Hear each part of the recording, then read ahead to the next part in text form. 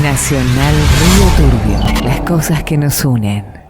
¿Qué sucede cuando uno enajena un terreno o compra un terreno a valores fiscales municipales y después lo vende a valor de mercado? Eso generó un comercio de terrenos durante toda la vida en Río Turbio. No es una cosa nueva, es una cosa que existió siempre. Hay enojo por ese tipo de cuestiones. Ha habido ordenanzas que han que han legislado al respecto, que han establecido formas de esa venta de terrenos de tierra fiscales, porque si aún no te pertenece, no tenés escritura, solamente tenés la venta con compromiso de construcciones. Se han hecho ordenanzas, pero a algunos no les ha gustado y se han producido algunas otras modificaciones. Al respecto, estamos en comunicación con el presidente del Consejo Deliberante del municipio de Río Turbio, el concejal Matías Belli. Concejal Paulino, Verónica, los saludan. Buen día, ¿cómo estamos? ¿Cómo te va, Paulino?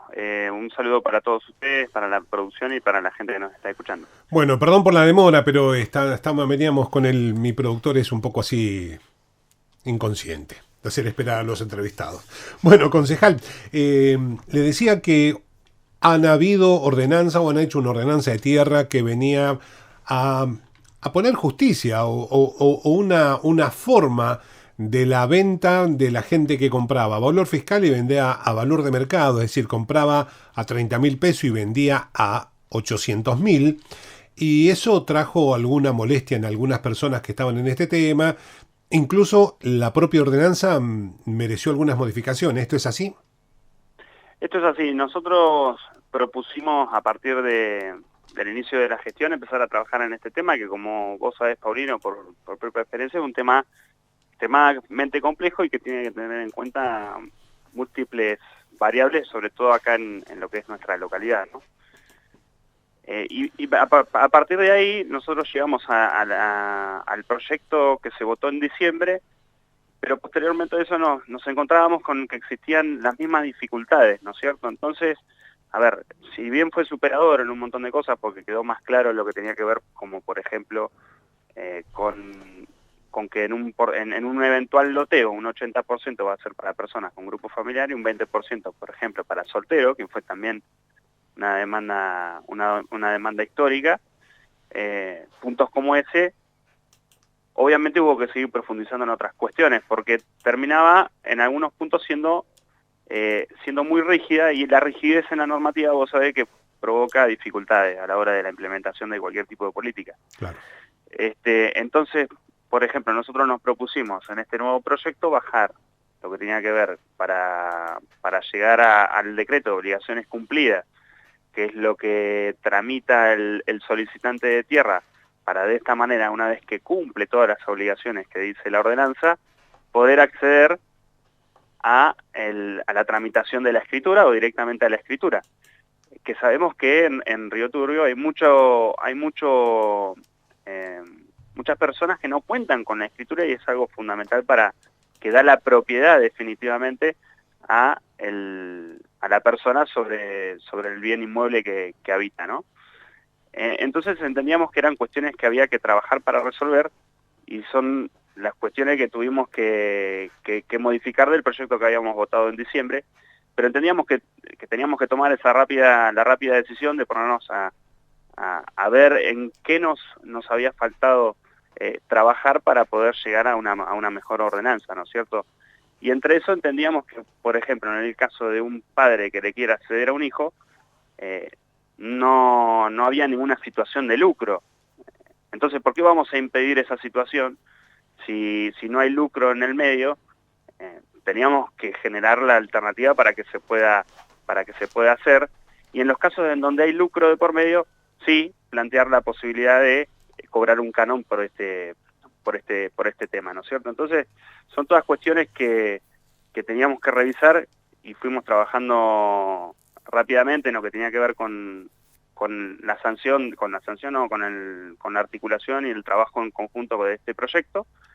Y entendemos que aparte de las diferencias que obviamente uno puede tener, o matices que uno puede tener con el resto de los que han trabajado otros concejales, obviamente, personas del Ejecutivo, asesores del Ejecutivo, asesores legales, personas que han trabajado hace mucho tiempo con este tema del acceso a la tierra fiscal en Río Turbio, Y en ese sentido se ha llegado a una ordenanza que está en consenso en general de todos los actores intervinientes, y en función de eso poder garantizarle al vecino la posibilidad de acceder a este aspecto tan importante de la vida o el proyecto de vida que tiene cada uno.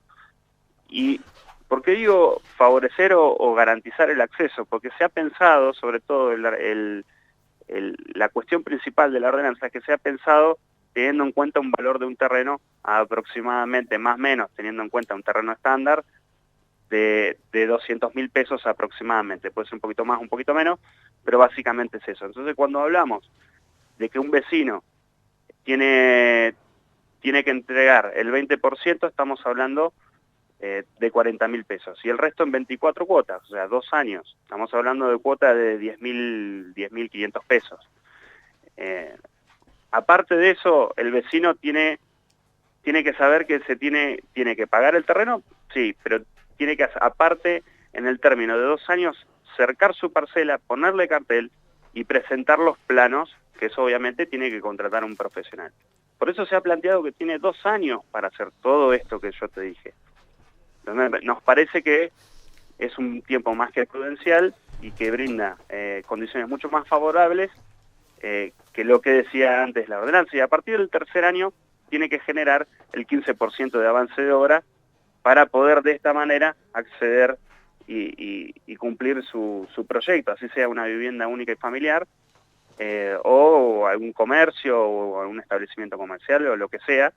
Y entendemos que esto es lo que tiene como principal esa ordenanza, que busca garantizar el acceso, pero obviamente eso nos lleva también a una discusión que tiene que ver con la generación de nuevos loteos, y es algo que se ha propuesto el intendente, sobre todo el año pasado, en la presentación de anteproyectos que tenían que ver con la inversión que tenía que hacer la empresa de servicios públicos en un convenio con el ENOSA, que es el Ente Nacional de Obras Hidráulicas, en un loteo de 110 lotes en nuestra localidad, ¿no es cierto? Y aparte de eso, tenemos que saber que también hay una cuestión de deuda, si se quiere, del municipio, y eso que uno tiene que ser responsable en esto, porque nosotros somos, o yo por lo menos asumí hace 1 año y medio, pero esto entiendo que también es una deuda del municipio, y uno como funcionario en el día de hoy se tiene que hacer cargo de esta cuestión, que tiene que ver con la inversión en infraestructura del barrio El Mirador y el barrio El Mirador de la Esperanza,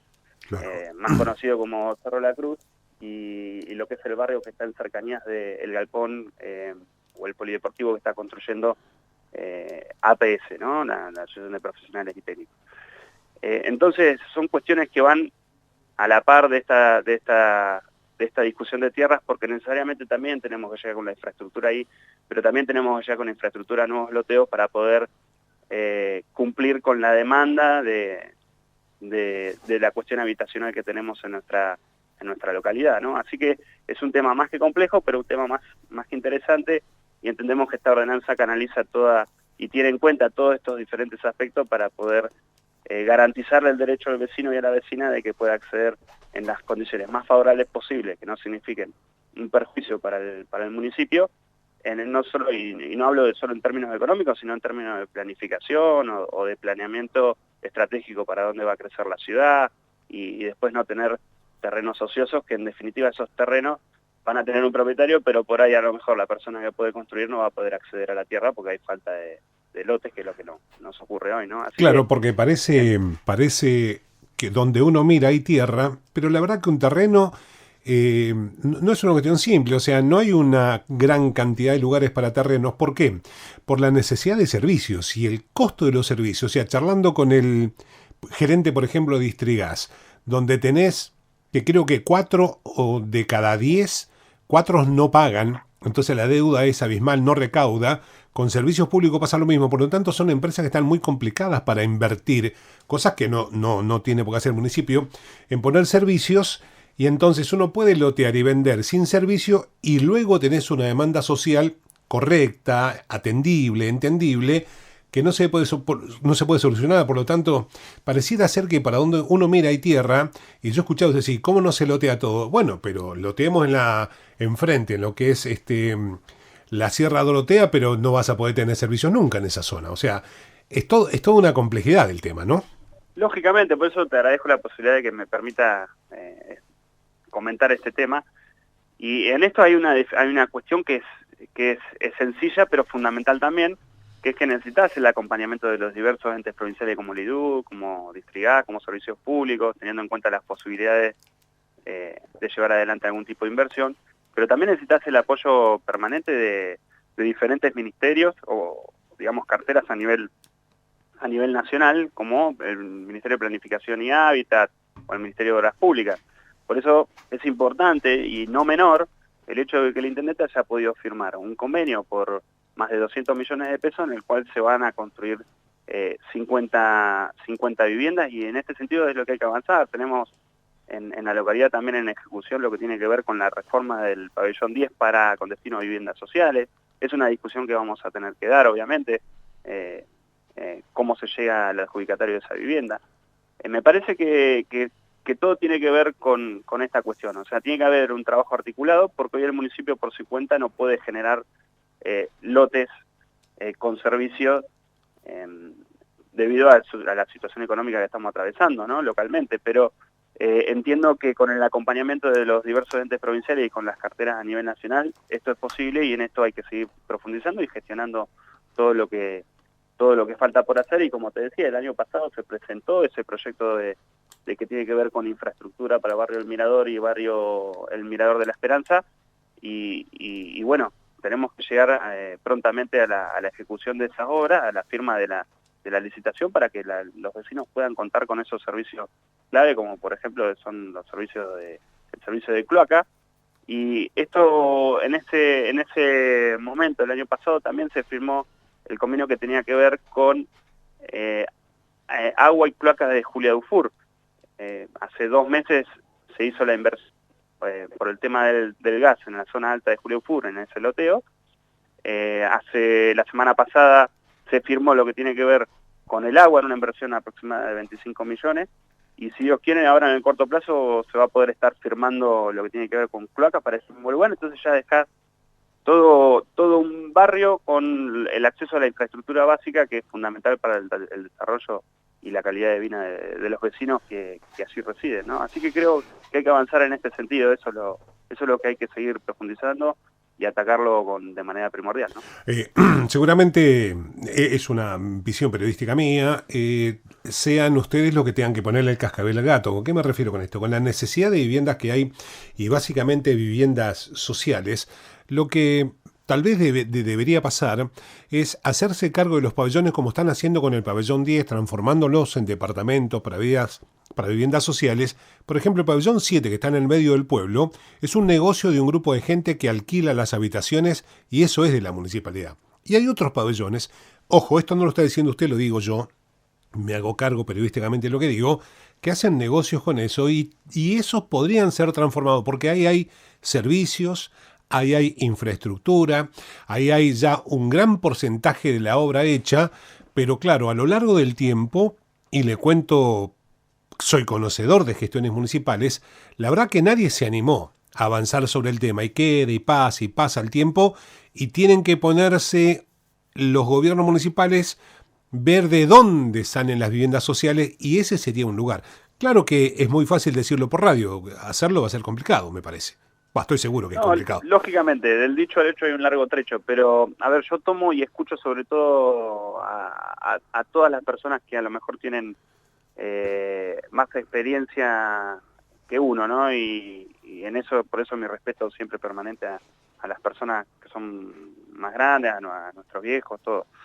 Y en ese sentido creo que hay un montón de otras posibilidades, pero lo que se tiene que venir en el corto plazo es la discusión sobre cómo va a ser también, porque una cosa es el acceso a la tierra, pero otra cosa es el acceso a la vivienda social. Claro. Yo creo que son dos discusiones muy íntimamente relacionadas, pero que tienen que ir en paralelo. Así que bueno, yo calculo que en estos días que vienen estaremos empezando a tocar este tema.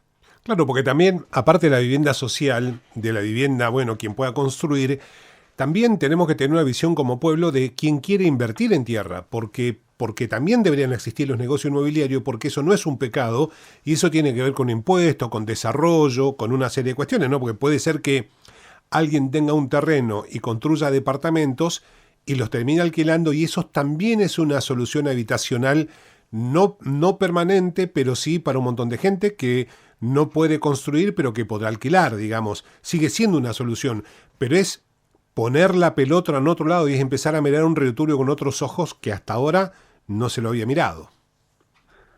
Tranquilamente, Paulino, yo creo que es una posibilidad que hay que estudiar, y ¿por qué no podemos pensar, a lo mejor si el municipio no puede generar por su cuenta propia los nuevos loteos, o a lo mejor las inversiones de la provincia o de la nación no llegan en el tiempo que se necesita, ¿por qué no pensar en inversiones privadas para que puedan hacer esos loteos y la gente pueda acceder a esos terrenos, obviamente en las condiciones que establezca sobre todo el municipio, que por eso te digo y rescato sobre todo el valor con cual fue pensada la ordenanza de tierras, que tengan condiciones favorables para todas y para todos.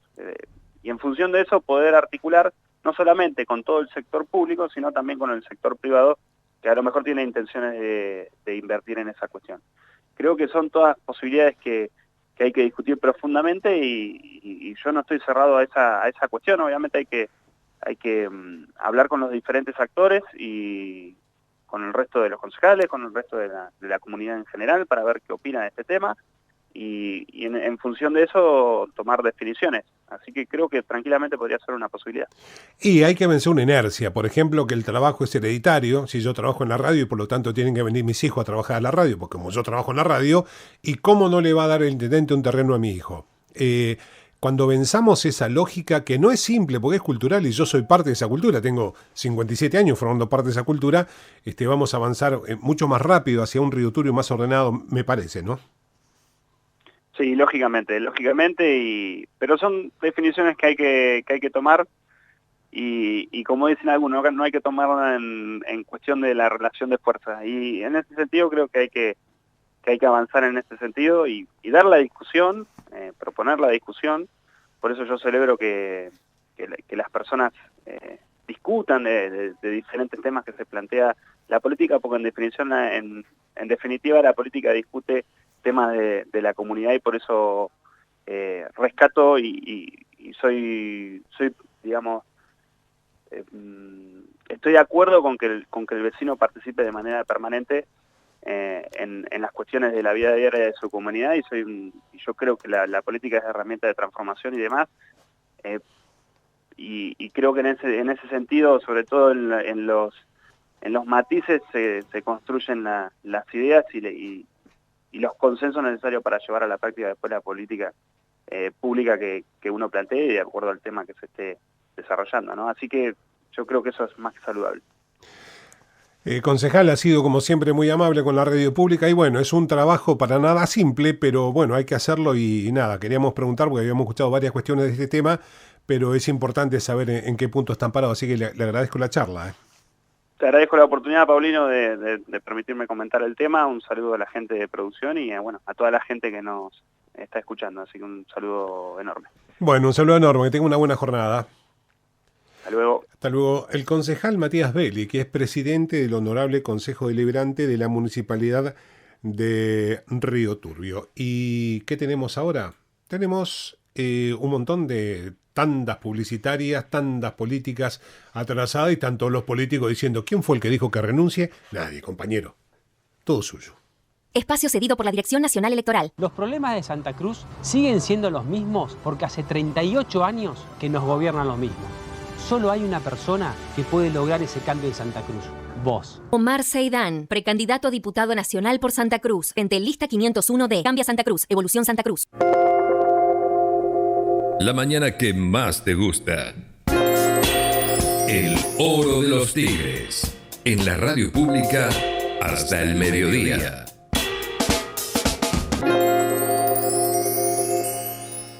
Alicia dice que Santa Cruz no tiene deuda. Es mentira. En 30 años no tenemos ni salud, ni justicia, ni educación. La deuda la tienen con el pueblo. Dale la espalda a los partidos del ajuste. Vamos con la izquierda. Nicolás Gutiérrez, precandidato a diputado nacional.